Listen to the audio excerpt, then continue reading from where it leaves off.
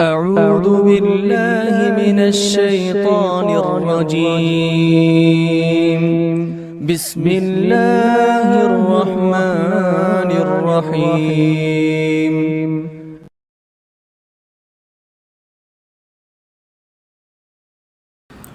بسم الله الرحمن الرحيم. الحمد لله رب العالمين وبه نستعين وصلى الله وسلم على سيد الأنبياء والمرسلين وعلى آله وأصحابه أجمعين ومن تبعهم بإحسان إلى يوم الدين. أما بعد،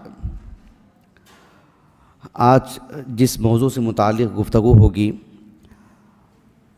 وہ آپ نے اشتہار میں دیکھا ہے کہ دعوت و تبلیغ کے اسالیب میں الجدال کا معنی و مفہوم. یہ جو موضوع ہے بہت اہم موضوع ہے، اور جو یہاں جامعہ محمدیہ میں ہر چہارشنبہ کی رات جو درس ہوتا ہے، اس میں ہمارا مقصود کیا ہے؟ ہر درس کے آغاز میں کہتے آ رہا ہوں کہ اس میں ایک فکرہ دینا مقصود ہے، ایک رخ دینا مقصود ہے سمجھنے کے لیے. موضوع کا تعارف مقصود ہے، اس کو مفصل بیان کرنا، اس کی جزئیات میں جانا اس مختصر سے وقت میں ناممکن سی بات ہے.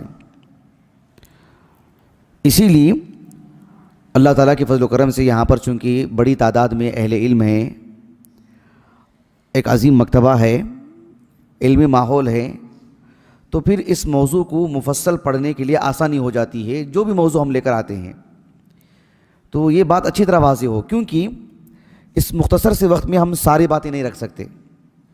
موضوع کا مکمل احاطہ، کلیات ہی صحیح، جو مرکزی سرخیاں ہوتی ہیں وہی صحیح آسان نہیں ہوتا ہے کبھی کبھار. اس لیے ایک فکرہ دینا مقصود ہوتا ہے.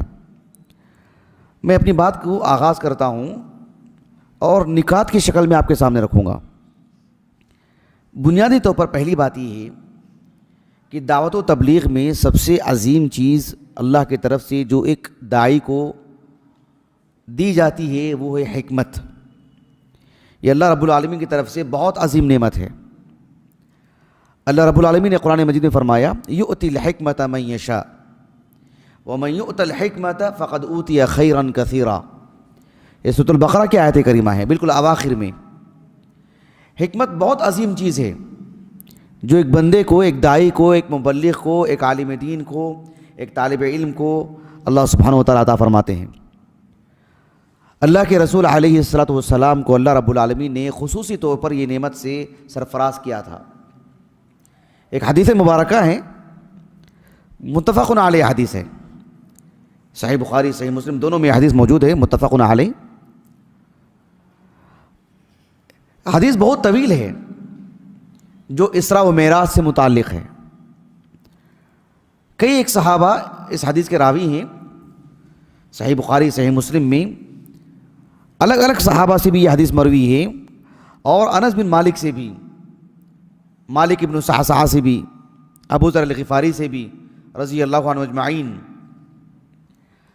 انس بن مالک رضی اللہ عنہ ان صحابہ سے روایت کرتے ہیں، ابو ذر الغفاری سے، مالک ابن صعصعہ سے وغیرہ. بہت طویل حدیث ہے، آپ پڑھے ہوں گے، جو اسراء و معراج سے متعلق ہے.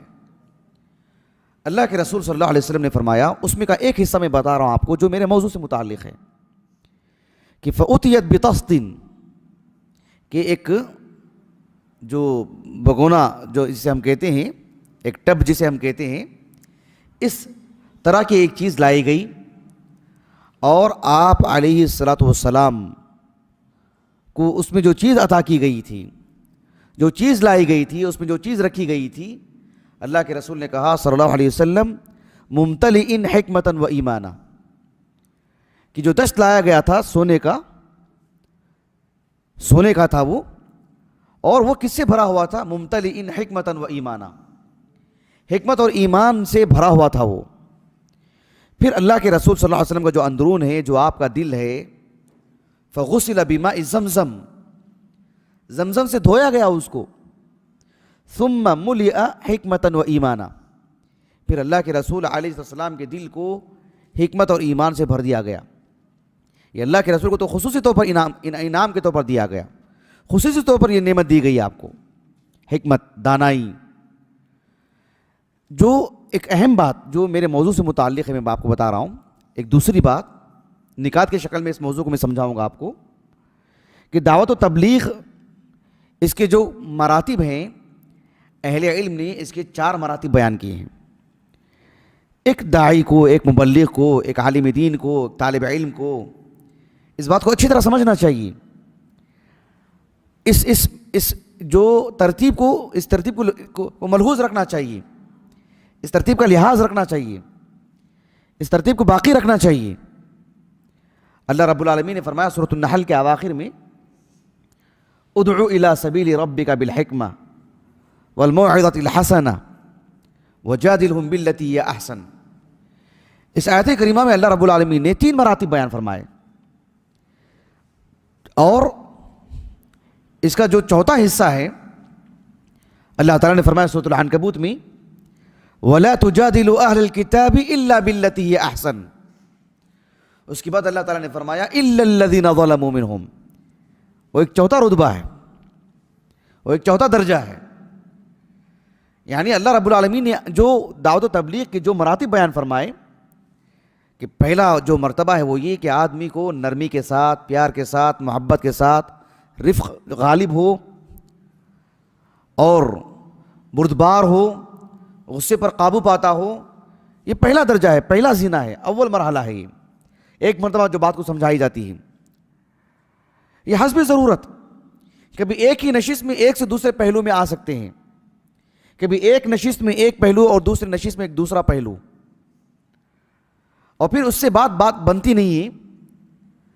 تو اللہ رب العالمین نے فرمایا بالموعظۃ الحسنہ, موعظت جس میں جس نیکی کی طرف ابھارا جا رہا ہے اس کی طرف رغبت دلائی جائے, اس کے فضائل بیان کیے جائیں, اس کی اہمیت بتائی جائے. اور چونکہ انسان میں غفلت رہتی ہے, جلدی غافل ہو جاتا ہے انسان, یا ہو سکتا ہے سستی کی وجہ سے بات جلدی لیتا نہیں, تو اس کو ڈر دلانا چاہیے جہنم کا, اللہ کی قدرت کیا ہے بتانا چاہیے, اللہ رب العالمین کیسے گرفت کرتا ہے, اور گرجدار آواز میں, آنکھ میں آنکھ ڈال کے ہلا دینے والا جو انداز ہوتا ہے, یہ ہونا چاہیے. اور پھر ایک مرحلہ آتا ہے, ایک شخص کو اسی بات کو علمی انداز میں, مدلل انداز میں بات کو پیش کرے, جیسے میں تفصیل سے آگے بتاؤں گا انشاءاللہ. وَجَادِلْهُمْ بِالَّتِي هِيَ أَحْسَنُ. اور پھر پورے دلائل واضح ہو جانے کے بعد بھی کوئی بات کو تسلیم نہیں کرتا ہے, تو پھر حالات کے اعتبار سے اہل اسلام کو جب اتنی طاقت ہو, اتنی پکڑ ہو, ان کے پاس سلطنت ہو, ان کا اپنا امیر ہو, یا پھر گھر کے اگر بات کرتے ہیں جس شکل میں بھی ہو, مار کی بات ہو, ضرب کی بات ہو, تادیبی کاروائی ہو,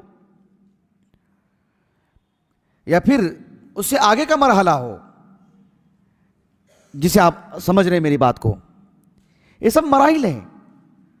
اللہ سبحانہ و تعالیٰ نے دعوت و تبلیغ کی ان 4 مراحل کو یہاں پر بیان کیا ہے. آگے بڑھتے ہیں.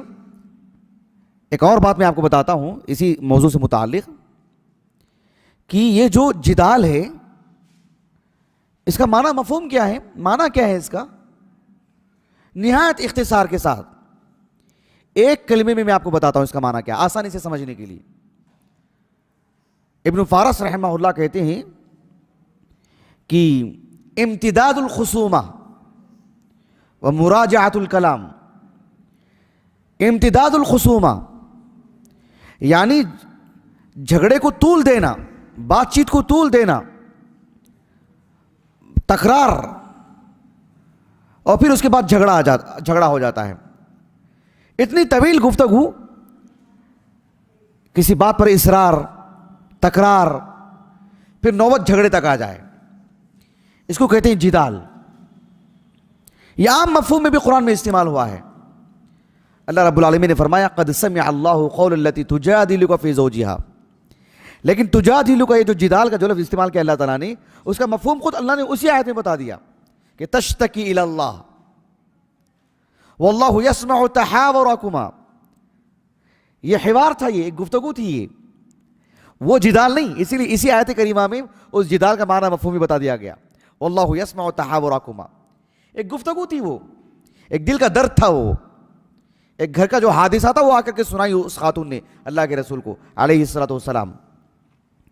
لیکن جو جدال ہے، ایک داعی اور مبلغ کو جو سمجھنا ہے کہ ایک داعی کو اللہ تعالیٰ نے انسان کے اندر جو چیزیں رکھی ہیں، جو صلاحیتیں، جو نفسیات انسان کی ہوتی ہیں، اس سے واقف ہونا ضروری ہے. انسان کسی بھی بات کو جلدی سے تسلیم کر لے، بڑا حصہ ایسا نہیں ہوتا ہے. اللہ نے لوگوں کو عقل دی ہے. انسان چاہتا ہے کہ جو اس پر نقاش ہو، گفتگو ہو، مباحثہ ہو، وہ بھی دو دلائل لے کر کے آئے، اور پھر اس کے سامنے دلائل پیش کیے جائیں تو کبھی کبھار اس پہ جھگڑنے بھی لگتا ہے. وہ فطرت میں ہے. وہ اللہ رب العالمین نے فرمایا قرآن مجید میں سورۃ الکہف میں، وَلَقَدْ صَرَّفْنَا فِي هَذَا الْقُرْآنِ لِلنَّاسِ مِنْ كُلِّ مَثَلٍ وَكَانَ الْإِنسَانُ أَكْثَرَ شَيْءٍ جَدَلًا. ابو اسحاق الزجاج رحمہ اللہ کہتے ہیں کہ ملائکہ اور جن یہ سب عاقل ہیں، یہ سب عقلاء ہیں. ان میں جو جھگڑنے کی جب بات آتی ہے تو پھر انسان سب سے زیادہ ہے، سب سے آگے ہے. یہی ہے اس آیت کریمہ کا مفہوم، وَكَانَ الْإِنسَانُ أَكْثَرَ شَيْءٍ جَدَلًا. تو ایک داعی اور مبلغ کو سمجھنا چاہیے کہ مدعو میں یہ صفت نمایاں ہو سکتی ہے، جدال سے متعلق. حتیٰ کہ قیامت کے دن بھی اللہ تعالیٰ نے فرمایا سورۃ النحل میں، یوم تأتی کل نفس تجادل عن نفسها. انسان کی مزاج میں بات ہے، اپنے نفس سے متعلق وہ باتیں کرے گا، وہ گفتگو کرے گا. وہ ایسا نہیں، ایسے میں نے نہیں کیا، اس نے کیا، میں اس وقت کیا تھا، سب کچھ واللہ ربنا ما کنا مشرکین، یہ تک بول دے گا. وہ اللہ کی قسم ہم نے شرک ہی نہیں کیا اللہ کے سامنے قیامت کے دن. سبحان اللہ. بہرحال تو یہ انسان کی صفات ہیں. بحیثیت ایک داعی ہمیں جاننا چاہیے کہ بیشتر انسانوں کا ایک طبقہ بڑی تعداد میں ایسا ہو سکتا ہے، جدال غالب ہو سکتی ہے ان میں. ایسے میں ہم بحیثیت ایک داعی اس پہ کیسے قابو پائیں؟ اس لیے کہ جدال اہل علم اس کی دو قسمیں بیان کرتے ہیں. اس کی ایک قسم یہ ہے جو کہ مذموم ہے، قابل مذمت ہے، جس میں آدمی بس اپنی انا کے لیے، اپنی عزت کے لیے، یا جس موضوع سے متعلق اس نے اپنا فکرہ بنا لیا ہے، اپنی سوچ کہ ایسا ہونا چاہیے، اس کے متعلق وہ بات کرے بس. اگر آپ دیکھنا چاہتے ہیں دور حاضر میں سیاسی اعتبار سے جو پینل ڈیبیٹ ہوتا ہے، آپ دیکھیے اس میں انسان کو اپنی غلطی کا اعتراف کا آپ ایک منظر بھی نہیں دیکھیں گے. وہ اس کو مجرم، وہ اس کو مجرم، وہ اس کی غلطیاں، وہ اس کی غلطیاں، وہ اس کو ناکام کرے گا، وہ اس کو ناکام کرے گا، وہ اپنی خوبیاں گنوائے گا، یہ اپنی خوبیاں گنوائے گا. یہ مذموم ہی.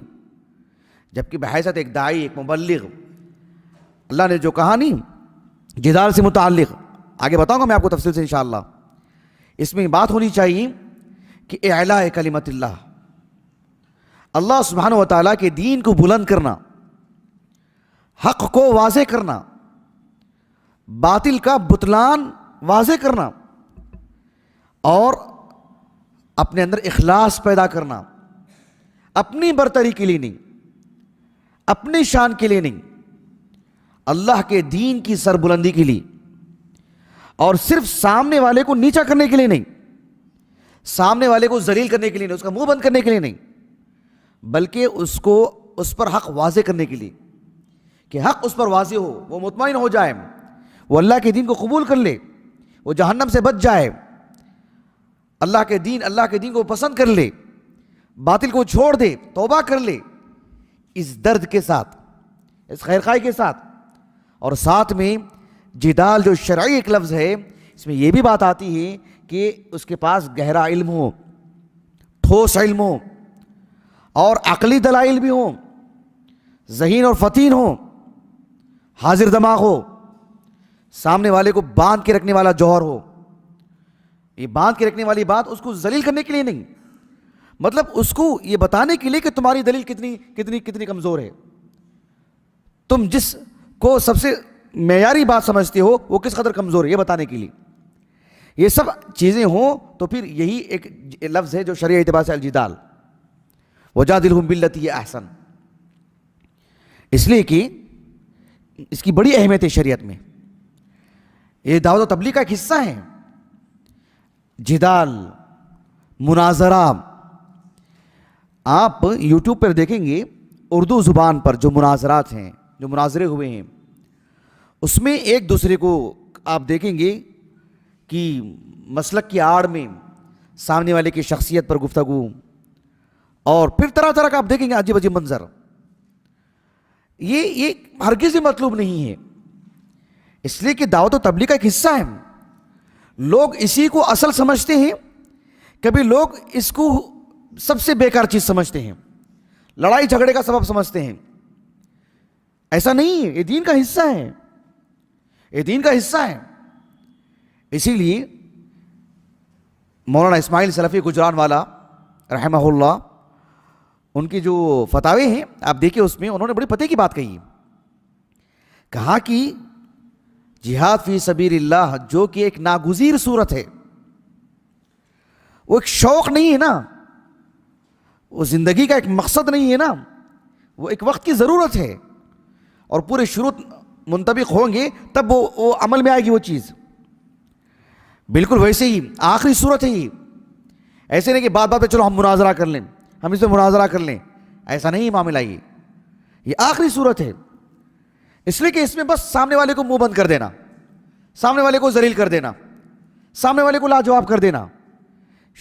شرعی اعتبار سے صرف اتنی ہی بات نہیں ہے، اس میں بہت وسعت ہے اس کے اندر، اس لیے کہ یہ شریعت کا حصہ ہے، یہ چھوٹی موٹی بات نہیں ہے. اللہ رب العالمین نے قرآن مجید میں فرمایا ادعو الی سبیل ربک بالحکمہ والموعظۃ الحسنہ وجادلہم باللتی ہی احسن. سورۃ النحل میں. سورۃ العنکبوت میں اللہ نے کہا ولا تجادلوا اہل الکتاب الا باللتی ہی احسن. ایسے قرآن مجید میں کئی مقامات پر امام ابو داؤد رحمہ اللہ اپنے سنن کی کتاب الجہاد میں ایک حدیث مبارکہ لائے ہیں انس بن مالک سے رضی اللہ عنہ. شیخ البانی نے صحیح کہا اس حدیث کو. اللہ کے رسول صلی اللہ علیہ وسلم نے فرمایا جاہد المشرکین باموالکم وانفسکم والسنتکم. کہا اللہ کے رسول نے والسنتکم. کیا مطلب ہے والسنتکم؟ یعنی علمی اعتبار سے انہیں سمجھایا جا سکے. آج دیکھیں آپ مسلمانوں کا معاملہ تو ہے ہی جو ہم روزانہ دیکھتے آ رہے ہیں، یہ فرقہ اور یہ فرقہ. ہندوستان میں فی الحال ان دنوں جس صورتحال سے ہم گزر رہے ہیں، اسی کے پیش نظر میں نے اس موضوع کا انتخاب کیا ہے باذن اللہ تعالی، اللہ کے توفیق اس کے فضل و کرم سے. آپ دیکھیے یہ یوٹیوب میں ہر شخص اپنی بات ڈال سکتا ہے، لوگوں تک پہنچا سکتا ہے، اور ان کو سننے والوں کی تعداد بھی بہت بڑی ہوتی ہے. ایسے میں کوئی اسلام سے متعلق کوئی بات کہہ دیتا ہے، اسلام کے محاسن کو وہ جو ہے انسانوں پر ایک آفت کے طور پر پیش کرتا ہے، اللہ کے رسول کے کردار کو داغدار کرتا ہے صلی اللہ علیہ وسلم.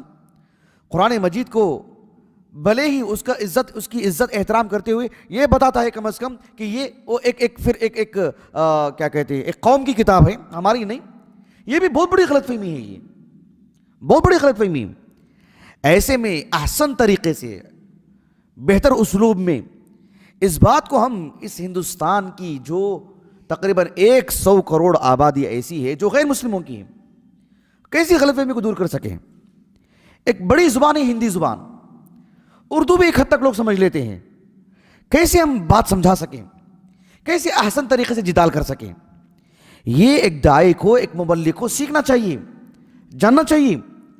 ہم عمومی طور پر ایک ہی بات کہہ دیتے ہیں، دیکھو وہ اسلام کا دشمن ہے، وہ کہہ رہا ہے، وہ اسلام کا دشمن ہے، وہ کہہ رہا ہے. ٹھیک ہے، اسے جواب کون دے گا؟ اسے سمجھائے گا کون؟ اسے مطمئن کون کرے گا؟ اس کی غلط فہمی کو کون دور کرے گا؟ اس کی غلط فہمیاں جہاں تک پہلی ہیں اس کا ازالہ کون کرے گا؟ ان تک ہماری بات کون پہنچائے گا؟ یہ ایک داعی کے لیے بہت ضروری ہے، اس طریقے کو جانیں، یہ چیز معلوم کریں. اللہ سبحانہ و تعالیٰ نے جب جدال کا جب بھی لفظ استعمال فرمایا، کہا کہ وجادلہم باللتی ہی احسن. کہا اللہ نے ولا تجادلوا اہل الکتاب الا بالتی ہی احسن. اللہ رب العالمین نے فرمایا سورۃ المؤمنون میں وادفع بالتی ہی احسن السیئہ نحن اعلم بما یصفون. یہ بہت اہم چیز ہے. احسن طریقے سے کیا مطلب ہے؟ احسن طریقے سے سب سے پہلی چیز یہ ہے کہ علم پر اچھی طرح پکڑو، اللہ سے علم مانگیں. محمد بن عبد الوہاب النجدی رحمہ اللہ، شیخ الاسلام، دنیا کے عظیم المرتبت انسان، عالم دین رحمہ اللہ، وہ کہتے ہیں کہ اللہ رب العالمین نے فرمایا قل هذه سبیلی ادعو الی اللہ علی بصیرۃ. علی بصیرۃ میں یہ بات آتی ہے کہ میں کس کی طرف سے بات کرنے جا رہا ہوں؟ اللہ کی طرف سے. مجھے اللہ رب العالمین کے بارے میں علم ہو، مجھے اللہ سبحانہ و تعالیٰ کی شریعت سے متعلق علم ہو کہ میں کس دین کی نمائندہ بن کے جا رہا ہوں، کس دین کا ترجمان ہوں میں، اور میں جن لوگوں کے پاس بات کرنے کے لیے جا رہا ہوں لوگ کس درجے کے ہیں ہمیں سمجھنا چاہیے ان کو. ایک دور میں ابو جہل تھا، ایک دور میں ابو لہب تھا، ایک دور میں عتبہ تھا، ایک دور میں ولید بن مغیرہ تھا، ایک دور میں نضر بن الحارث تھا، ایک دور میں وہ اور وہ تھے، وہ کبھی کے مر گئے وہ. اس کے بعد ایک اور دور آیا، اس کا اور دور آیا، ایک دور وہ ہے جس میں میں اور آپ ہیں. آج ابو جہل نام کا کوئی شخص نہیں، لیکن ایک شخص ہے جس کی سوچ ابو جہل کی ہے، ایک شخص ہے جس کی سوچ، جس کا کردار عتبہ کا ہے، ایک شخص ہے جس کی جو زبان ہے وہ ابو لہب کی طرح ہے. کیا ہم ایک تاریخی واقعات پڑھتے رہیں بس، یا اسے جدال کا طریقہ سیکھیں اور ان لوگوں کو احسن طریقے سے اللہ کے دین کو سمجھائیں، یا کم از کم ان کی باتیں جہاں تک پہنچ چکی ہیں اس تک ہم اللہ کے دین کی باتیں کو سمجھائیں. ایک طالب علم کو اس طرز کا مطالعہ کرنا چاہیے، بہت بڑی ذمہ داری ہے، سیکھنا چاہیے. آج ہم چھوٹے ہیں، کل کے بڑے ہوں گے تو ہم ہی ہیں جو علماء کہلائیں گے، ہم ہی ہیں جو پھر امت مسلمہ کے رہنما ہیں، ہم ہی ہیں جب بات آئے گی تو ہم ہی کو سامنا کیا جائے گا. پھر صرف آواز نکالنا اصل نہیں، علمی گفتگو کرنا اصل ہے، ورنہ جانور بھی آواز نکالتے ہیں. صرف بولنا اصل نہیں، شریعت کی نمائندگی کرنا بہت بڑی ذمہ داری کی بات ہے. اللہ تعالیٰ نے کہا قل هذه سبیلی ادعو الی اللہ علی بصیرۃ. مدارج السالکین میں حافظ ابن القیم نے کہا رحمہ اللہ کہ البصیرۃ ہی اعلی درجات العلم. قل هذه سبیلی ادعو الی اللہ علی علم نہیں کہا اللہ نے، علی حجت، علی برہان، علی سلطان، علی حق، علی معرفت نہیں، اللہ نے کہا کہ علی بصیرۃ. کیوں؟ البصیرہ ہی اعلی درجات العلم. اللہ رب العالمین نے فرمایا سورۃ الانعام میں وَتِلْكَ حُجَّتُنَا آتَيْنَاهَا إِبْرَاهِيمَ. وَتِلْكَ حُجَّتُنَا آتَيْنَاهَا إِبْرَاهِيمَ.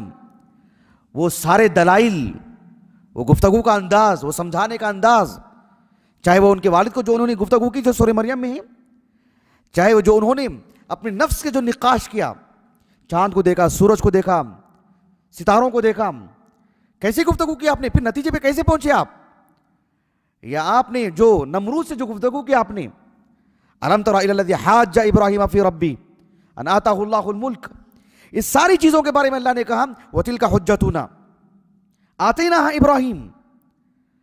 اس آیت کریمہ کی تفسیر میں اس آیت کریمہ میں جو آگے جو لفظ ہے نرفع درجات من نشاء، میں کیا بتانا چاہ رہا ہوں آپ کو، جدال کتنی مسئولیت والی بات ہے. علم ہی کا نام ہے یہ، نرفع درجات من نشاء.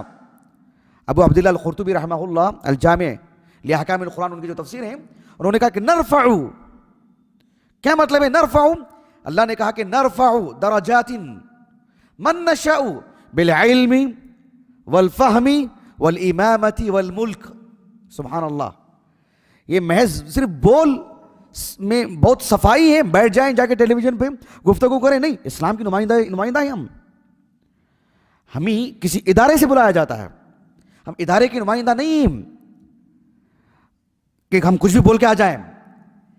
جس بینر کے تحت ہمارا ادارہ چل رہا ہے، میں یہاں سے آیا ہوں، میں اس کمیونٹی سے ہوں، میں اس ادارے سے ہوں، اس فرقے سے ہوں، نہیں، اسلام کی نمائندہ ہیں ہم. جیسے ہم گفتگو کرنے جا رہے ہیں، بہت سمجھ بوجھ سے قدم اٹھانا چاہیے، آسان کام نہیں، بہت بڑی ذمہ داری کی بات ہے.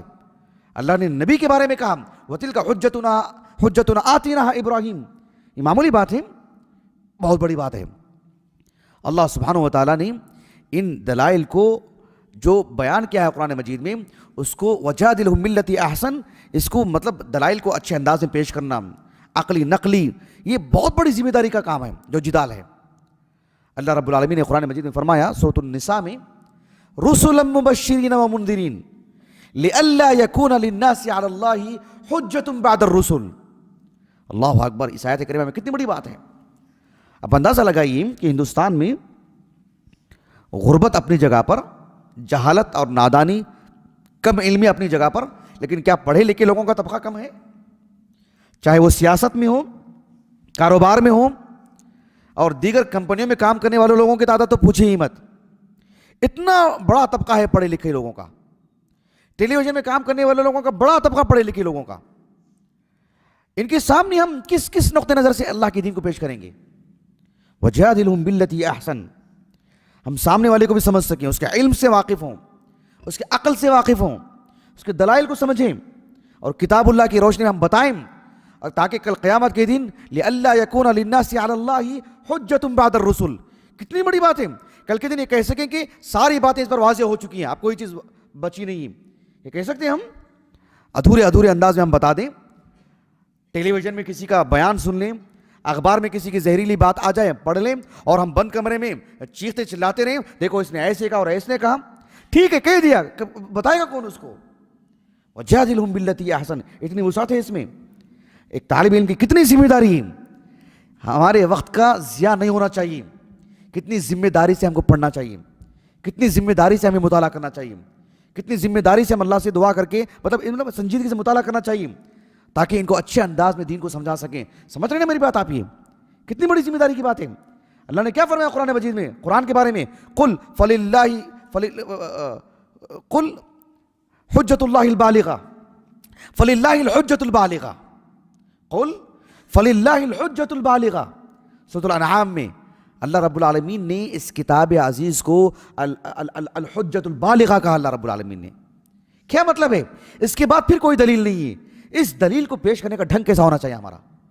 اس دلیل کو سمجھنے کے لیے کتنا وقت لگانا چاہیے؟ کیونکہ اس کے بعد پھر کوئی دلیل نہیں ہے۔ یہی دلیل ہے جسے ہم اس کو مطمئن کر سکتے ہیں، سمجھا سکتے ہیں، اس کی اپنے علم کے اعتبار سے، اس کی عمر کے اعتبار سے، اور اس کے مطلب شبہات کے اعتبار سے۔ اتنی بڑی ذمہ داری کی بات ہے۔ میں آپ کو ایک قول پڑھاتا ہوں، پڑھ کر کے سناتا ہوں۔ یہ جو کتاب ہے درء تعارض العقل والنقل، ایک کتاب ہے موقف الشیخ الاسلام موقف ابن تیمیہ من الاشاعرہ۔ اس کتاب سے میں یہ قول پڑھا تھا، پھر انہوں نے اس کتاب کا حوالہ دیا تو بڑی خوشی ہوئی کہ کتاب بھی میرے پاس تھی الحمدللہ۔ تو اس کتاب سے میں آپ کو پڑھ کے سنا رہا ہوں۔ دیکھیں، بہت طویل گفتگو کی ابن تیمیہ نے رحمہ اللہ ملحدین سے متعلق۔ شیخ الاسلام ابن تیمیہ رحمہ اللہ نے آخر میں ایک نصیحت کی کہ فَكُلُّ مَن لَّمْ يُنَاظِرْ أَهْلَ الْإِلْحَادِ وَالْبِدْعِ مُنَاظَرَةً تَقْطَعُ دَابِرَهُمْ لَمْ يَكُنْ أَعْطَى الْإِسْلَامِ حَقًّا، یا تَقْطَعُ دَابِرُهُمْ لَمْ يَكُنْ أَعْطَى الْإِسْلَامِ حَقًّا وَلَا وَفَّى بِمَوْجِبِ الْعِلْمِ وَالْإِيمَانِ وَلَا حَصَلَ بِكَلَامِهِ شِفَاءُ الصُّدُورِ وَطُمَأْنِينَةُ النُّفُوسِ وَلَا أَفَادَ كَلَامُهُ الْعِلْمَ وَالْيَقِينَ۔ یہ بہت ہی بصیرت افروز بات کہی ابن تیمیہ نے رحمہ اللہ، شیخ الاسلام تیمیہ نے کہا کہ فَكُلُّ مَن لَّمْ يُنَاظِرْ أَهْلَ الْإِلْحَادِ وَالْبِدْعِ، ملحدین سے، اہل بدعات سے جو جدال کرتا ہے، مناظرہ کرتا ہے، لیکن ٹھوس دلائل اور ٹھوس علمی اعتبار سے گفتگو نہیں کرتا ہے، تو گویا کہ اس نے لم یکن اعطى الاسلام حقا، گویا کہ اس نے اسلام کو جو حق دینا تھا وہ حق نہیں دیا، اس نے جو مقام دینا چاہتا ہے وہ مقام نہیں دیا۔ وہ ہم بہت سارے لوگوں کو دیکھتے ہیں جن کے پاس انگریزی زبان ہے، جن کے پاس ایک ثقافہ ہے، جن کے پاس علوم ہیں مختلف، اور کچھ اسلامیات کا بھی حصہ ہیں، اور ٹیلی ویژن میں اسلام کی نمائندہ بن کے جا کے بیٹھ رہے ہیں۔ یہ جرات نہیں کرنا چاہیے، ہرگز بھی نہیں کرنا چاہیے۔ صرف بات بول چال کی نہیں، بات صرف کہنے کی نہیں، آپ آج نہیں کل کا وقت لیں، لیکن آپ جا کے بتائیں یسألونک عن الروح، سورۃ الاسراء کی آیت ہے، صحیح بخاری کی حدیث اٹھا کے دیکھیے آپ سے پوچھا گیا یسألونک عن الروح، عبداللہ بن مسعود کہتے ہیں رضی اللہ عنہ، آپ خاموش رہ گئے، آپ وہی نازل ہوئی آپ پر، پھر جواب دیا آپ نے۔ آج ہم سے کوئی مناظرے کی دعوت دیتا ہے، بلاتا ہے بات کرنے کے لیے، آج نہیں 2 دن کا وقت لیجئے، تیاری کر کے جائیے۔ آپ نہیں جا سکتے، کسی کو تیار کرائیے، 3 دن کا وقت لیجئے، پھر 3 دن کے بعد بھیجیے۔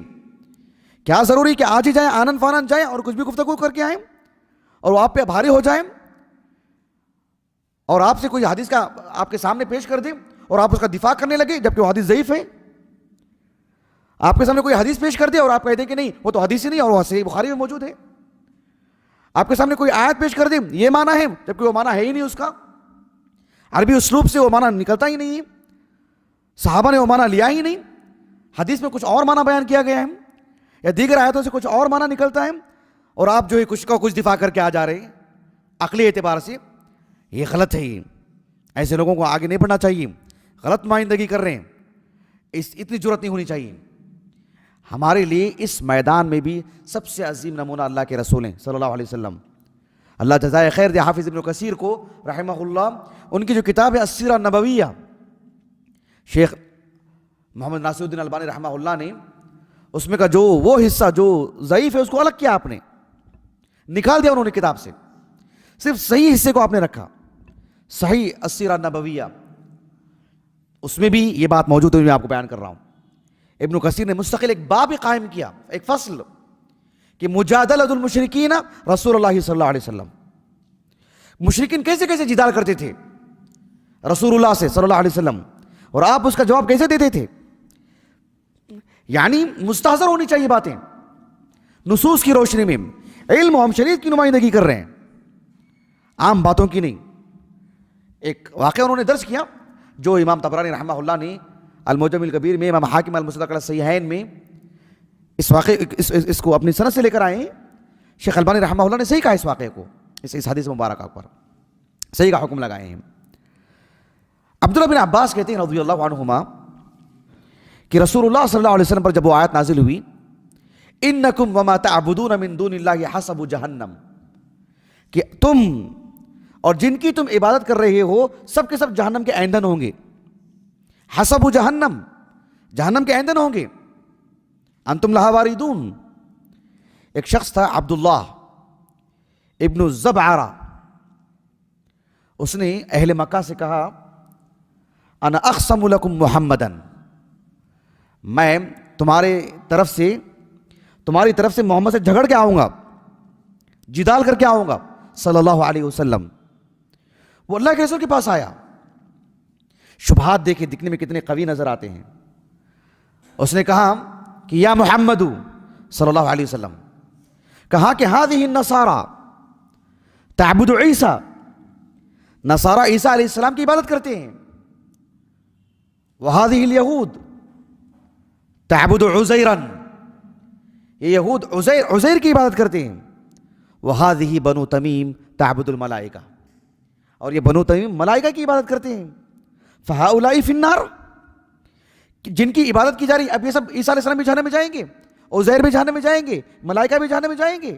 انکم وما تعبدون من دون اللہ حسب جہنم، تم نے پڑھ کے سنایا نہیں، تم نے اللہ کے رسول نے کہا کہ ہاں، تو کیا یہ بھی جہنم میں جائیں گے؟ اللہ رب العالمین نے فوراً آیت نازل کی ان الذین سبقت لہم منا الحسنى، ان الذین سبقت لہم منا الحسنى۔ اللہ سبحانہ و تعالیٰ نے اس آیت کریمہ میں جن پر اللہ رب العالمین کی بات سبقت کر گئی، اور جو اللہ رب العالمین اس حادثے سے پہلے ان کو معبود بنانے سے پہلے اللہ سبحانہ و تعالیٰ کی وہ عبادت کرتے تھے، اللہ رب العالمین کے مقبول ترین بندے تھے، مقربین میں سے تھے۔ ہماری بات تو سابق آ چکی ہے، ہماری بات تو اس پر غالب آ چکی ہے کہ وہ اہل جنت میں سے ہوں گے، ان کے لیے تو جنت ہے، ان کو تو بعد میں معبود بنایا گیا۔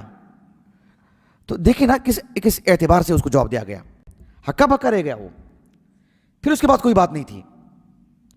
جدال میں اس بات کا لحاظ کرنا بھی ضروری ہے اللہ کے رسول کی اللہ کے رسول کا جو اسوہ ہے اس روشنی میں، کہ سامنے والی کی بات اچھی طرح ہم سمجھیں، اچھی طرح ہم سنیں، وہ گفتگو کرنے کا آغاز کرتا ہے، ہم سمجھ لیں کہ کیا کہہ رہا ہے، اب اس کا اعتراض کیا ہے، اب اس کا نکتہ کیا ہے. ہو سکتا ہے وہ 10 منٹ کی گفتگو کرے گا، آپ آغاز ہی میں سمجھ لیں اچھا اب یہ کہہ رہا ہے، یہ بات کو اچھی طرح سمجھ لیں، اور اس کے بعد آپ سب کو لپیٹ کے جواب دیں بہتر انداز میں. اللہ کے رسول کے پاس صلی اللہ علیہ وسلم عتبہ ابن ربیعہ آئے تھے نا، وہ آ کر کے کیا کچھ نہیں کہا اللہ کے رسول سے، آپ کو یہ چاہیے کیا، یہ چاہیے کیا، سیرت کا حصہ ہم سب جانتے ہیں اس بات کو. اللہ کے رسول نے آخر میں کیا کہا، اقد فرغت یا ابا الولید، اقد فرغت یا ابا الولید، اے عتبہ، اس کی کنیت ابو الولید، اپنی بات ہو گئی آپ کی، فارغ ہو چکے آپ؟ کہا کہ نعم. پھر اللہ کے رسول نے کہا کہ بسم اللہ الرحمن الرحیم تنزیل من الرحمن الرحیم. سورۃ فصلت کی تلاوت کیا آپ نے، سبحان اللہ. دیکھ رہے ہیں آپ، کہا کہ بات ہے یا اور کچھ باقی ہے، یہ ہو گئی بات آپ کی. اقد فرغت یا ابا الولید، ایسے کہا اللہ کے رسول نے صلی اللہ علیہ وسلم. یہ بہت اہم چیز ہے. 2-3 باتیں باقی رہ گئی ہیں ہلکی پھلکی اسی تناظر میں. وہ یہ بھی ہے کہ جدال میں بہت صبر کی ضرورت ہے، اس لیے کہ لوگ کبھی ہماری ٹوپی کا، کبھی ہماری داڑھی کا، کبھی ہماری خواتین کے برقعے کا، کبھی ہمارے دیگر شعائر الاسلام کا، کبھی ہمارے گوشت کھانے کو لے کر، کبھی 4 شادیاں تو کوئی کرتے تو نہیں ہیں، لیکن اس موضوع کو لے کر ہمارا مذاق اڑائے، یا ہمارے کہنے کے انداز کو، یا ہماری بحیثیت انسان کبھی گرجدار آواز، کبھی ہم کسی کو کچھ ہمارے سے کوتاہی ہو جائے. انبیاء سے تو کوتاہی ہوتی ہی نہیں تبلیغ کے باب میں، اس کے باوجود بھی ان کی شخصیات کو ٹارگٹ کیا گیا. جیسے آج کارٹون بنایا جاتا نا کسی نبی کا، نسأل اللہ السلامہ، ویسی شخصیت کو ٹارگٹ کیا جاتا ہے. اللہ نے کہا سورۃ المؤمنون میں، کیا کہا قوم کے لوگوں نے نوح علیہ السلام کو، ان هو الا رجل افترى على الله كذبا رجل به جنہ. اس آدمی کو جنون ہے، یہ پاگل ہے، یہ بیوقوف ہے، یہ ایسا ہے ویسا ہے، نسأل اللہ السلامہ. ان رسولکم الذی ارسل الیکم لمجنون، موسیٰ علیہ السلام سے متعلق فرعون نے کہا. اور سورۃ الاعراف میں اللہ رب العالمین نے فرمایا، قال الملأ الذین کفروا من قومی انا لنراک فی صفاہہ وانا لنظنک من الکاذبین. ہود علیہ السلام نے جواب میں کیا کہا، کیا کہا ہود علیہ السلام نے جواب میں، یا قوم لیس بی صفاہہ ولکن رسول من رب العالمین. نوح علیہ السلام نے کیا کہا بس جواب میں، رب انصرنی بما کذبون. حتیٰ کہ سورہ صاد میں اللہ نے کہا وعجبوا ان جاءهم منذر منهم فقال الکافرون هذا ساحر کذاب. کذاب فعال کے وزن پر کذاب. اللہ کے رسول کو صلی اللہ علیہ وسلم، کیا انبیاء علیہ السلام نے جواب میں ان کی شخصیات کو ٹارگٹ کیا، ان کی شخصیات پر ایسے تانے کیسے؟ سبحان اللہ، بالکل بھی نہیں. آپ اندازہ لگائیے ان کی شخصیات کو ٹارگٹ بنائیں گے تو کتنا برا حال ہوگا، آپ اندازہ لگائیے. ایک داعی، ایک مبلغ اپنے مدعو سے کہے کہ تم ایسے، تم ویسے، تم وہ، اگر ہم اس کی شخصیت کو ٹارگٹ بنائیں گے نقصان کتنا ہوگا وہ میں آپ کو بتا رہا ہوں. اس سے اندازہ لگائیے آپ. اللہ نے کہا سورۃ البقرہ میں وَإِذَا قِيلَ لَهُ اتَّقِ اللَّهَ أَخَذَتْهُ الْعِزَّةُ بِالْإِثْمِ وَإِذَا قِيلَ لَهُ اتَّقِ اللَّهَ.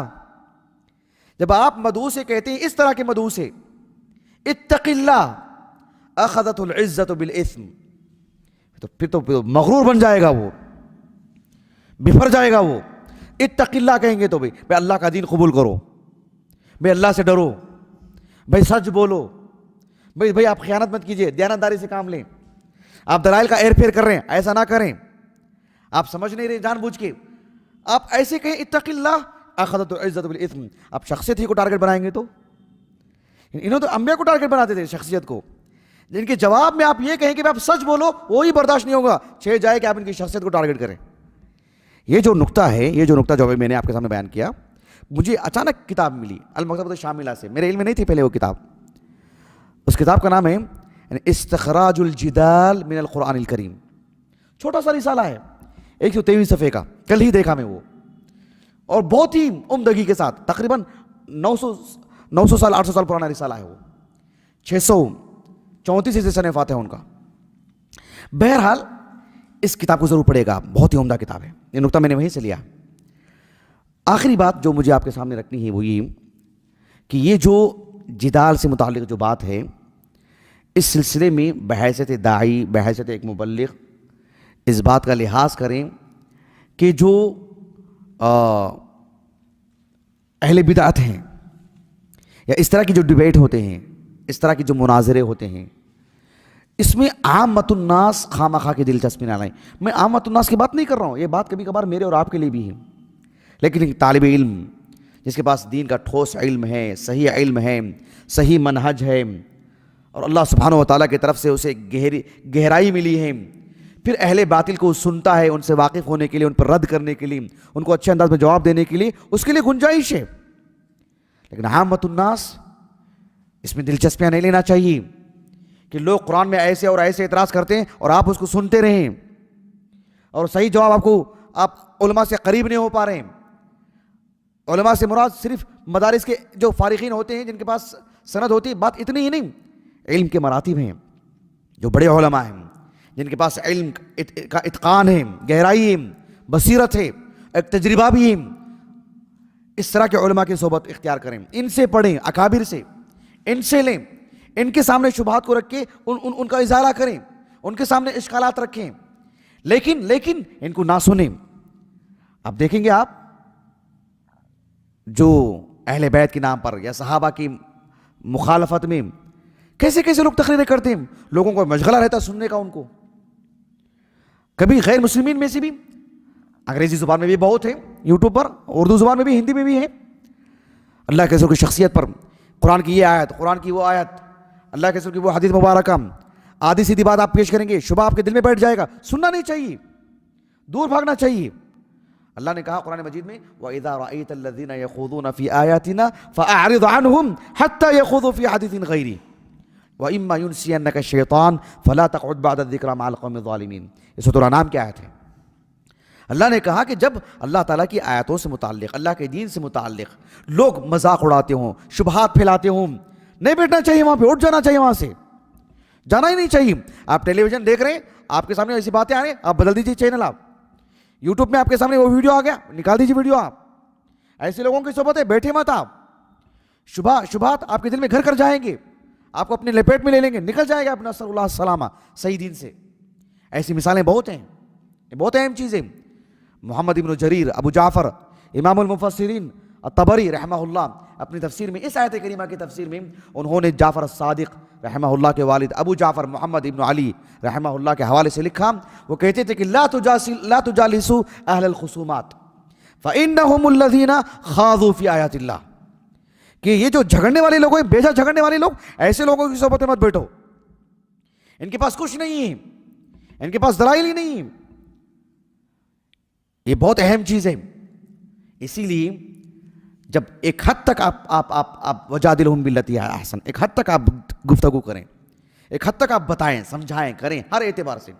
لیکن ایک مرحلہ آتا ہے جہاں وہ بس آپ کا وقت ضائع کرنا چاہتے ہیں، بس آپ کو الجھا کے رکھنا چاہتے ہیں، بس تماشا کرنا چاہتے ہیں. ایسے لوگوں سے بات نہ کریں، ایسے لوگوں کو منقطع کریں، چھوڑ دیں، رہنے دیں ان کی حالت پر. دوسرے لوگوں کے پاس جائیں، ان کو سمجھائیں. ایسے لوگوں کے پیچھے وقت ضائع مت کریں. اللہ رب العالمین نے فرمایا قرآن مجید میں یجادلونک بعدما تبین، سورہ انفال کی آیت ہے آغاز میں، یجادلونک بعدما تبین، بات بالکل واضح ہو گئی، پھر بھی دیکھو آپ سے جھگڑا کرتے بیٹھے ہیں، پھر بھی آپ سے جھگڑ رہے ہیں. سورۃ الغافر میں اللہ نے کہا کذبت قبلہم قوم نوح والاحزاب من بعدہم.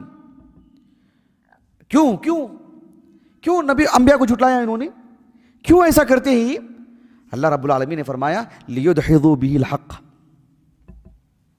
تاکہ یہ حق کو ختم کرنا چاہتے ہیں، الجھا کے رکھنا چاہتے ہیں. لیجادلوہ بالباطل، بس باطل کے لیے جھگڑنا چاہتے ہیں، بس جھگڑا. اسی لیے اللہ تعالیٰ نے کہا قرآن مجید میں سورۃ الشورى میں فَلِذَلِكَ فَادْعُ فَاسْتَقِمْ كَمَا أُمِرْتَ وَلَا تَتَّبِعْ أَهْوَاءَهُمْ وَقُلْ آمَنْتُ بِمَا أَنزَلَ اللَّهُ مِنْ كِتَابٍ وَأُمِرْتُ لِأَعْدِلَ بَيْنَكُمْ اللَّهُ رَبُّنَا وَرَبُّكُمْ لَنَا أَعْمَالُنَا وَلَكُمْ أَعْمَالُكُمْ. اس کے بعد لَا حُجَّةَ بَيْنَنَا وَبَيْنَكُمْ. یہ ایک مرحلے کی بات ہے، لا حجت بیننا و بینکم، تمہارا انداز ہی ایسا ہے کہ اب تمہارے سے بات کرنے کا کوئی فائدہ ہی نہیں ہے، اس لیے کہ ان کے پاس کوئی دلائل ہی نہیں ابھی. اس لیے شیطان نے کیا کہا، سورۃ ابراہیم میں ہے نہیں، ما کان لی علیکم من سلطان الا ان دعوتکم فاستجبتم لی. میرے پاس دلیل تھی کیا؟ دلیل نہیں تھی میرے پاس. میں نے کہا تو آپ نے لبیک کہا، میں نے بلایا تو آپ آ گئے بس. سورۃ الحق میں اللہ نے کہا ایسی لوگوں کے بارے میں، ہلک عنی سلطانیہ، میرے پاس دلائل ہی نہیں تھے، بس جھگڑنا مقصود تھا مجھے. اب دیکھو میرے پاس کچھ نہیں ہے ابھی. میرے اس موضوع کی بالکل آخری بات وہ یہ ہے کہ بحیثیت ایک طالب علم، میں اور آپ جو علمی مناظرے ہیں، جیسے عبداللہ بن عباس کا رضی اللہ عنہما خوارج سے ہوا، جیسے امام احمد بن حنبل رحمہ اللہ کا معتزلہ سے ہوتا رہا، جس طرح سے شیخ الاسلام ابن تیمیہ رحمہ اللہ کی کتابوں میں متعدد مناظرات پڑھنے کو دیکھنے ملتے ہیں ہم کو. ابن کثیر کا جو انداز ہے، ابن القیم کا جو انداز ہے رحمہم اللہ اجمعین، مولانا ثناء اللہ مرسلی کا جو انداز ہے کتابی شکل میں موجود ہے ابھی، مولانا رحمۃ اللہ کیرانوی کا اظہار الحق میں. ان سب جو اکابرین ہیں، بڑے ہیں، جن کے پاس شریعت کا ٹھوس علم ہے اور سامنے والوں کا بھی باذن اللہ احاطہ کیے ہوئے ہیں، ایسے لوگوں کو پڑھنا چاہیے.